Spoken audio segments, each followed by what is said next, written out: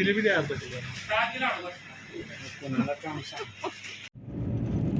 नमस्कार मित्रांनी मैत्रिणींनो, तर तुम्हा सर्वांचं स्वागत करत आहे आपल्या चॅनलवर, ज्याचं नाव आहे नवा दिवस नवी सुरुवात. तर पहा, आम्ही कराडमधून निघालो 12:30ला. त्यानंतर आम्ही रोड कोणता, पलूस तासगाव आणि पुणे सोलापूर हायवे हा आहे.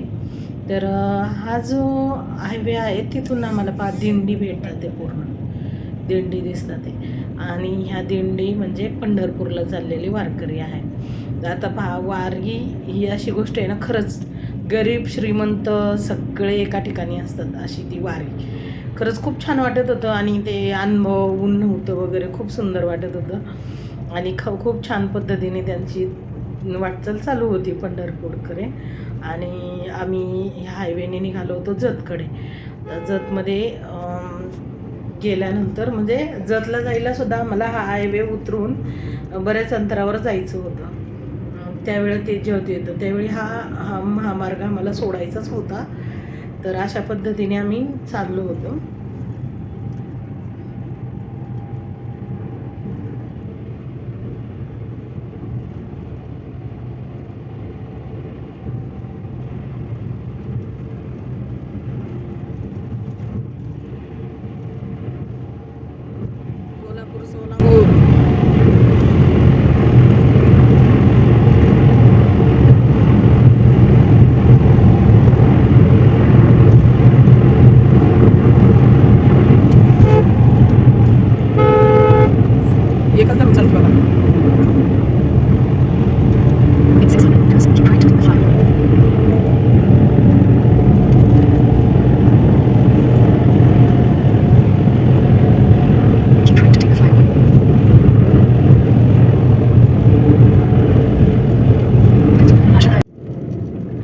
तर आता हे पूर्ण पवनचक्क्य आहेत. आता हे वळसंग गाव आहे.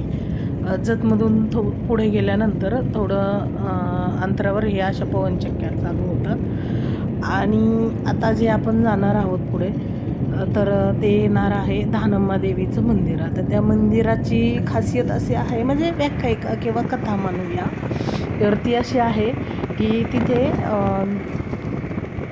या धानम्मा देवीने सिद्धेश्वरांशी लग्न केलेलं होतं. आणि तिथे पिण्यासाठी पाणी नसल्यामुळं त्यांनी शंख फुकून त्या देवीने पाणी काढलेलं आहे. तर तिथे आपण जाणार आहोत. आणि त्यानंतर जे आता हा जो व्हिडिओ आहे तो 2 भागात येणार आहे, कारण खूप मोठा व्हिडिओ होत असल्यामुळे मी ह्याचे 2 भाग करत आहे. तर उद्या तो दुसऱ्या भागातला व्हिडिओ येईल, जो आम्ही पुढे गुड्डापूरचा जो टाकणार आहे, जिथे देवीने समाधी घेतलेली आहे. तर आज आपण फक्त या भागामध्ये तेच मंदिर पाहणार आहोत, जिथे देवीने पाणी काढलेलं आहे. आणि तिथं जो वड आहे तो 1800 वर्षापूर्वीचा आहे. आणि तुम्ही पुढे पाहता. तर आता ह्या पवनचक्क्या पहा, एवढ्या पवनचक्क्या होत्या तिथे की काही विचार नका. बापरे, म्हणजे पवनचक्क्याची शेतीच होती की काय, असं 10-12 किलोमीटरपर्यंत आम्हाला फक्त ह्या पवनचक्क्या दिसत होत्या. आता माहिती नाही त्याच्याही पुढे किती होतं, पण आमचं तिथपर्यंतच काम होतं. आणि जिकडे नजर जाईन तिकडे फक्त पवनचक्क्या दिसत होत्या. तर मी लाईफमध्ये खरंच फर्स्ट टाईम एवढ्या पवनचक्क्यांचं ते पाहिलं. आणि हा मार्ग आहे ना आमच्यासाठी खरं तर नवीनच होता, कारण आम्ही पूर्णपणे दोघेही आम्ही मॅप लावून किंवा व्हिडिओज वगैरे पाहूनच या देवीला गेलेलो आहोत. आम्ही फर्स्ट टाईम दोघेही चाललो होतो. आणि पहा, पाऊस वगैरे नाही हो इकडे. कसं माळराने शेळ्या वगैरे चारतात लोक. थोडासा जो काही पाऊस आहे तर ते तो प्रकार आहे. अशा पद्धतीने ह्या गोष्टी आहेत सगळ्या.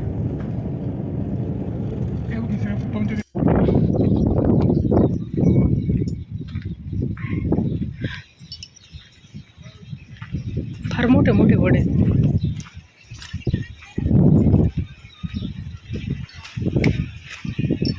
हे काय ते सगळं माहिती आहे.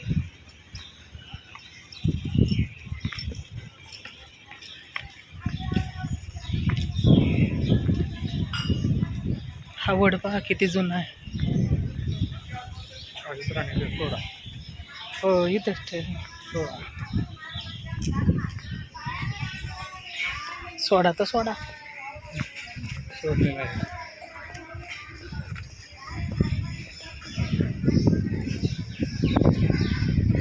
वडाची Turn left.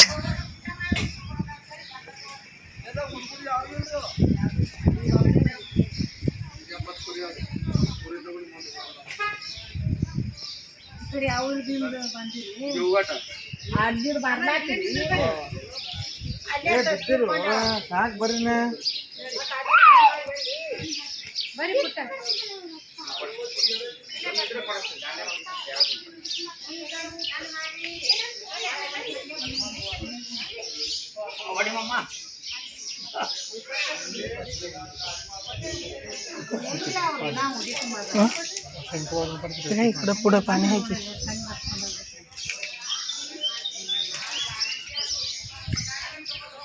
झाडी भरपूर आहे.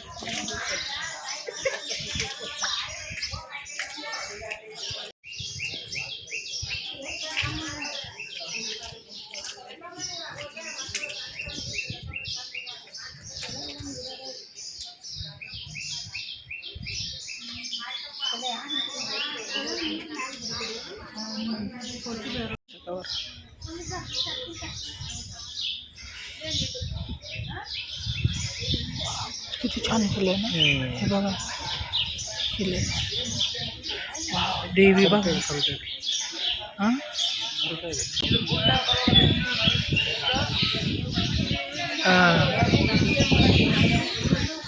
घाबरत नाही आते.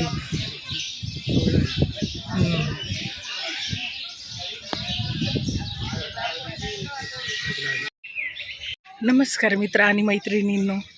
तर मी तुम्हा सर्वांचं स्वागत करत आहे आपल्या चॅनलवर, ज्याचं नाव आहे नवा दिवस नाही सर्व. तर ह्या ठिकाणी पहा, माझ्या पाठीमागे हे आहे वळसंग येथील धानम्मा देवीचं मंदिर. आता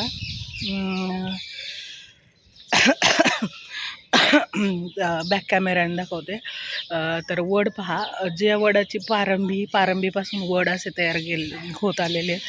आणि आता आम्ही की नाही त्या येऊन भरपूर वेळ झाला, जवळपास अर्धा पाऊण तास झाला. कारण इथे महाप्रसाद देखील असतं, म्हणजे आमटी आणि भात वगैरे होतं ते घेतलं. त्यानंतर सोबत डबे आणले होते ते देखील घेतले. जेवण वगैरे केलं आम्ही इथे, कारण घरून डबा बनवून आणला होता. म्हटलं वाटेत असावं, कारण बाहेरचं पावसा पाण्याचं काय विषय नसतो किंवा काय ते भजी वडापाव नको वाटतं तेलकट. घरून छान असं थालीपीठ करून आणले होते आणि बटाट्याची भाजी होती. असं एकंदरीत सगळा विषय आहे. तर